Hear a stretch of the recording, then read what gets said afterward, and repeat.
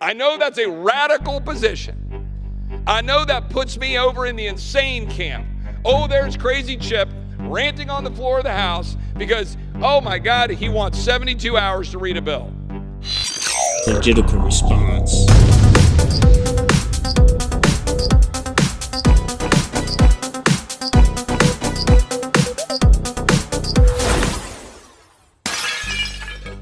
What's up, everybody? Thanks for tuning in. We got some more Legitical Response, but before we get into that, I was going to ask for one favor.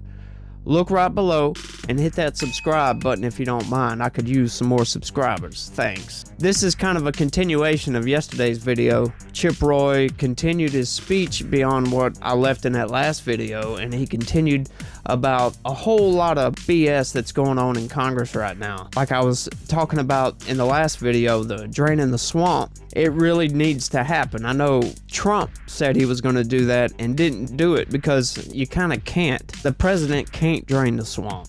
Congress has to drain itself. The only way Congress can do that is through us. We have to vote in the right people to do that. So maybe we'll get there one day, maybe we won't, but if we had more congressmen like Mr. Chip right here, I think we could get a lot more stuff done, and we'd be a lot better off. Oh, there's Crazy Chip ranting on the floor of the House. But there is something I kind of wanted to get off my chest. I was thinking about making a whole video about it, but I don't think I'm going to do that because it's not really that much. It's not going to take that long, so I'm going to go ahead and do it right now. The whole Brittany Griner thing with, you know, the WNBA player that was caught in Russia, jailed in Russia. We just traded the Merchant of Death is what they call him. The Brittany Griner WNBA player was returned from Russia in exchange for the Merchant of Death. That's the name known to Victor Bout. Terrorist guy or whatever. We traded him for her to get her back. And I keep hearing a lot of people talking about she was wrongfully imprisoned in Russia. Well, was that the best bang for the buck that the United States had by an individual like Victor Bout, who was convicted by a jury in New York, conspiracy to kill Americans, providing weapons of mass destruction to a terrorist organization. And the best that could come from this is one American that was being held wrongfully? No, she wasn't wrongfully imprisoned. You can go to jail for that in the United States. She brought cannabis oil to Russia. That is one of the stupidest things you could do. I'm sorry for people that's taken up for her. No, she wasn't wrongfully imprisoned. She brought an illegal substance to a country and got arrested for it. That's it. That was a very stupid deal for Biden to do. Now, was she being mistreated in Russia? I have no idea. That was really dumb. And that's all I'm going to say about that. So, let me go ahead and roll the clip. And, yeah. But what else did we do today in this august body? So much debate and interaction and discussion among the 435 members here on the floor.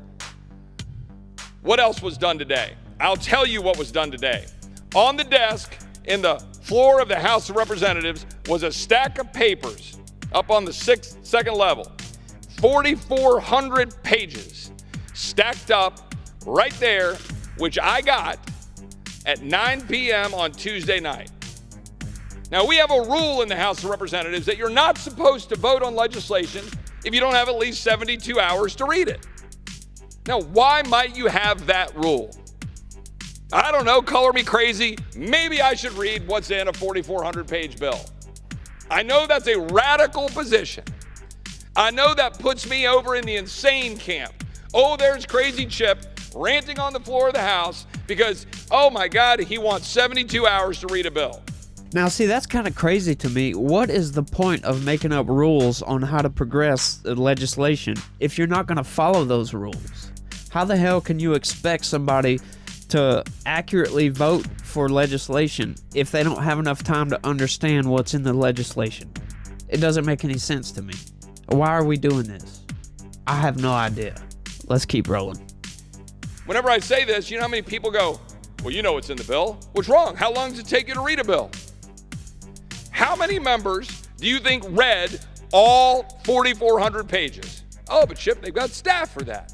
You got all the committee staff. The committee staff do that. We hold the election certificate. And that's one reason why I like this guy so much. He's not afraid to throw accountability up on the table. All congressmen need a little bit more accountability. Doing all kinds of stuff they really shouldn't be doing. If we had more congressmen like this guy, I think we'd be a lot better off. How many of your staffs you think read the 4,400 pages? I know my staff was poring over it late night on Tuesday night and all day yesterday just to see what was in it. Surprise, surprise, what do you find in it? 4,400 pages, $860 billion authorized under the National Defense Authorization Act. I had less than 40 hours before I was voting on it, in plain violation of the 72-hour rule, because we waive the rules all the time. We set up rules and we waive them. Nobody seems to care. It's, oh my God, I got a steak dinner to go to. I got a Christmas party to go to.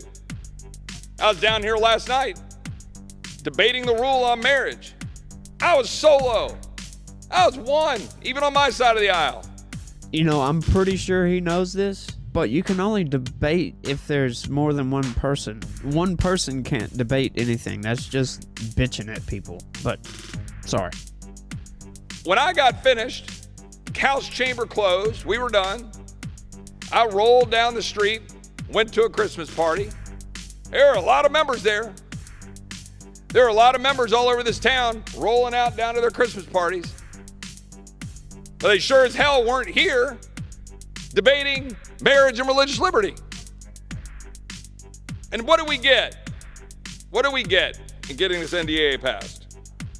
We got a vaccine mandate repeal. Well, or did we? I think we got a really important step forward to say that the members of the military shouldn't be fired if they dare question whether they must take a needle in their arm for a vaccine that has not been proven to be actually effective in halting transmission. Yeah, so there you have it. At least they done the right thing with the vaccine mandates. They got rid of that. They really do need to go back and rehire everybody that was fired because of it, because that was one of the stupidest things I ever heard of. How the hell can you expect people to take a vaccine they don't want to take? How can you, as a free country, force somebody to do something that they don't want to do, regardless if it's helping them or not? That never made any sense to me. I was always against it, and I'm glad they done that. They finally came to their senses and got rid of that stupid vaccine mandate. Blows my mind every time. But we really do need to clean up our Congress a little bit. It's only piling up more and more and more corruption, and somehow we got to get that out of there. We need to get this cleaned up. I know it's possible. I know it can happen. We just need to figure out how we can do it. That I haven't figured out yet, but I'm thinking about it. And that's all I got for this one. I want to thank everybody for watching, and just remember, be positive. Peace.